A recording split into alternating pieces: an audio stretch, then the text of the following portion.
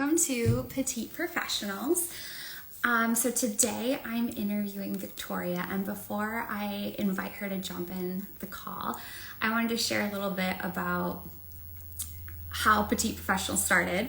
So my husband had some friends over, and there was a friend of his that I had met a couple of times, but my husband's known for years, and I was like, hey, what does so-and-so do for a living? And my husband was like, I don't know. And I was like, how have you been friends with this guy for years and you don't know what he does for a living? Because I can tell you what all my friends do for careers.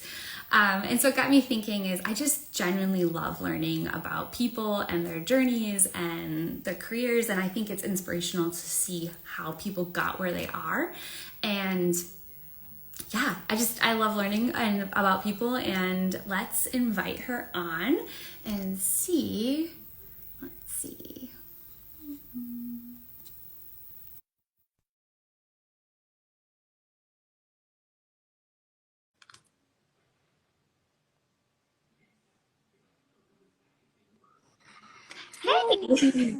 Hey. Hi, Hi, how are you this morning? I'm good. We're outside Oh, because nice.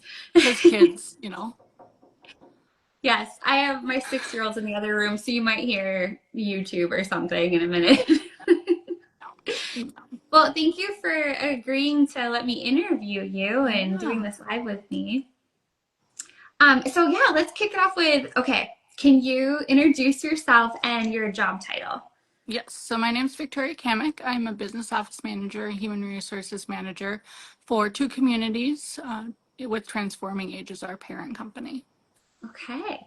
And how, if you don't mind just sharing some of your experiences to getting to where you are and some of the education that you've had. Yeah, absolutely. So I have a very unique experience, I would say, when it comes to senior living.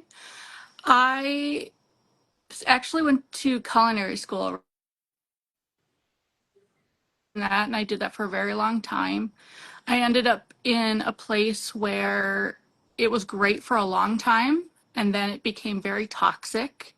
And Mm. I was only 24. I was really young, and I didn't really understand that. And I had lost a lot of weight because I was so anxious. It was just really a very unhealthy workplace. Mhm. So I was sort of desperate to get out. And my mom has been in geriatrics, long term care, her entire career. She's a nurse. So she's been doing this for over 35 years, my whole life. And she looks at me and goes, well, I have this part time, like temporary thing. We got a gal going out on a leave. I mean, at least it would give you a little bit of work. I said, I mean, okay, I don't really have any options. I need money. I mean, I'm Mhm. in my 20s. And then it was great. I really enjoyed it. And kind of the whole time we were planning to maybe there'll be something available for you when the time comes. Mhm. Unfortunately, that time came and there was nothing for me. The only thing there was an every other weekend receptionist job. And I thought, okay, I don't have anything to lose because otherwise I have no money. And Mhm. so I did that and kind of did a few other like part-time jobs and stuff to make it work. And then one day their full-time receptionist walked in and said, here's my keys, I'm done. Just cut out of the blue. Yeah. And they looked at me and went, do you want a job? Yeah, sure, I want a full-time job. Absolutely. And I did that for many years and it was wonderful. And then we were bought out by another company. And then I got sat down again and told, this company wants us to reduce the number of employees. So unfortunately, you are the low man on the totem pole in the business office, so you have to go. I'm sorry. But Mhm. we have what's called a HUC, so it's a health unit coordinator. So they do a lot of transportation, that kind of thing in the nursing homes. And I said, sure, why not? I don't have anything to lose. Well, first of all, you're showing so much flexibility and like yes to the moment. That's awesome. Okay, Yes. so you start And this new. yep. And so then I did that for, I don't know, a few months maybe. And then the original gal who had been out on a leave, who took kind of a chance on this 24-year-old kid who had no experience in healthcare, really didn't know anything, did not know how the world worked. And she had become a regional. person in her role at the time. So she came to me and said, I have an open position doing admissions. Is it something you think you'd be interested in? Would you like to interview with the administrator? Okay, oh, I'll try it. And I did that, and it was great. I did that for about 9 months, and I enjoyed it. It was fine. Then she sits me down a few months later and goes, it's not that you're not doing a good job, because you are. You're doing a great job, but we can tell that this is not where your passions are. You're just not happy doing the role. You're doing it because, I mean, that's what you're being paid to do, Sure. when you're a responsible person. I have a opportunity in a different community as a business office manager. Is that something we want you to be in the right seat on the bus? Oh, So this that's is what we'd like for you to do. All right, cool. And I did that for quite a few years with that company.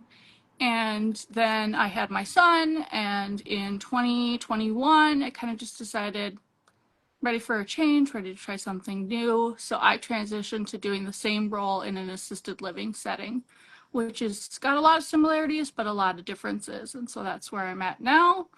And then that was also sort of a unique experience because they said, so here's something we've never done before, but we have 2 communities that we need someone to support. So we are looking for the right person that can split time between 2 places and manage both of them. And so how do you like that? Like having 2 communities? I love it. So I spend 4 days a week at one community and 1 day a week at the other. And I, of course, with email and stuff, Zoom calls, all that business, I can do a lot of stuff. I can flip flop between the both of them. But I like them. They're 2, one's a solely independent living community and the other's an assisted living and independent living. So the vibes of the 2 communities is really different. Just the type of people they have. And so I really enjoy it because kind of get a quiet day some days. I get a little bit more of a chaotic day other days, and then I've been there almost 4 years, be 4 years in November. And so as I've progressed kind of in that company, they've sort of started to add more of the human resources functions to our roles. Okay. Because that just is what's making the most sense. Sure. For us. So I've been learning as someone with pretty much no human resource background at all. The only thing I really have is I have a certificate in medical billing and coding. Okay. But I don't really much use that. Sure. For this role. Well, with HR, so like the only HR that because I've worked in retail my whole life, so I know HR and retail, but what all do you have? Oh, hi. That's my 5-year-old. He's my Velcro child. Yeah. Okay. Sit nicely, please. So I do a lot of, I would just sort of say overall HR stuff, sort of part payroll administrator, part benefit administrator, just kind of really the frontline stuff of it. I have a whole corporate team above me that sort of processes everything and makes sure everything's, good, and looks at like high level, this is what we're going to do for benefits the next year. These are the programs we want to roll out. I do a lot more of the frontline. Joe and Jane are having an argument, or so someone needs to sit down and help them with that or investigate something. Hey, here's the information that you need for things. That's kind of I'm that person, or the one that they can come to with questions. No, that's awesome. Well, it sounds like, I don't know, I love how flexible you've been with your career, and that like it shows like how good it is like to have relationships with people and be able to move up, and that's awesome. I was gonna say, what is something that you wish you would have known, like either when you were like 24, like getting into this, like, or something that you would tell someone that is thinking of becoming a business manager or with assisted living or anything like that? So I love this question because this is like my soapbox. I love to kind of get up on it and talk about it because let's hear it. As somebody that grew up with a parent who's a nurse in my mind, nursing homes and now assisted livings, they had nurses, right? That's the first thing you think of. I never gave any thought to the other side of it. Yes, there are the people that make it run because they're caring for people, they're cooking the food, doing the laundry, but there's a whole nother admin side of things that until I sort of got into it, I didn't realize it existed. Mm-hmm. So you've got to have the HR people, you got to have the people collecting the money and paying the bills and doing all the other parts of it. So I just kind of want to encourage people to sort of think outside the box when it comes to senior living specifically, because it's such an amazing industry. I mean, you do have to be the right person for it. I have seen lots of people come and go and it's just not the right fit for them. But the impact that I get to make, even just as kind of the boring person, right? The one that's doing HR and bills and stuff like that. But I still get to make those connections with our residents and be a part of their journey. And it's a big honor.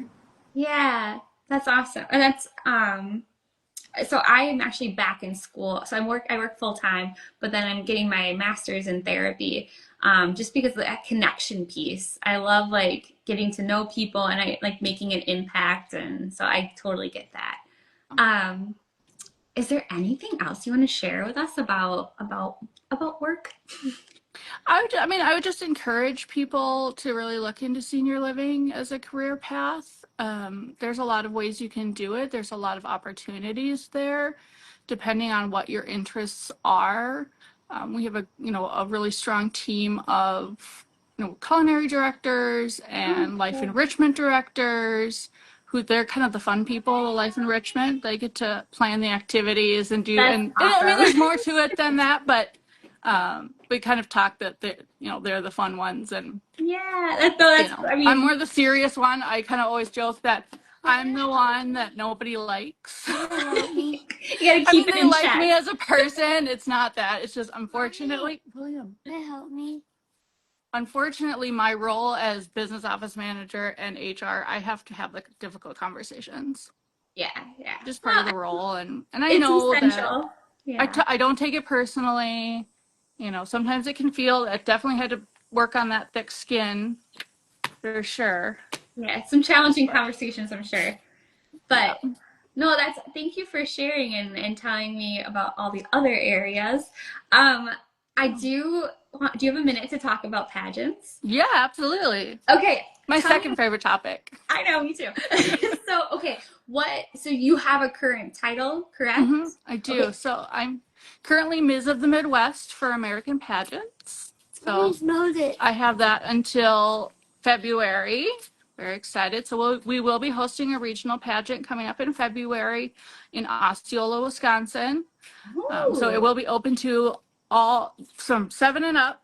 So ladies that are in the Midwest. So Well, yeah, I'll I have to think it's come 12 watch. states. I love pageants, so. Yeah. And So, I find it's really unique. It kind of ties back to like the work conversation. Their tagline is accent on achievement. And I think they do a really great job of recognizing the whole person. And like for the younger divisions, it's kind of school and, extracurricular activities. Of course, that's kind of what they focus on because that's what they're doing. But then yeah, for our miss and higher, it's like, what do you do for work? Where did you go to school? What kind of other accomplishments do you have that aren't necessarily, I got student of the month or, yeah, like well-rounded individual. yeah. Yeah, that's Yeah. awesome. Okay, so you won that title. So you're going to be giving up your crown in February then? Yes. Recrowning your next successor. Yeah, I'm hopeful. We're really hoping for quite a few people that are interested. That's So, awesome. Well, okay, what areas of competition? Like, I'm assuming evening gown? so we have what we call personality projection in Okay. poise, and so it's half evening gown and that kind of thing, and the other half is personal introduction. Oh,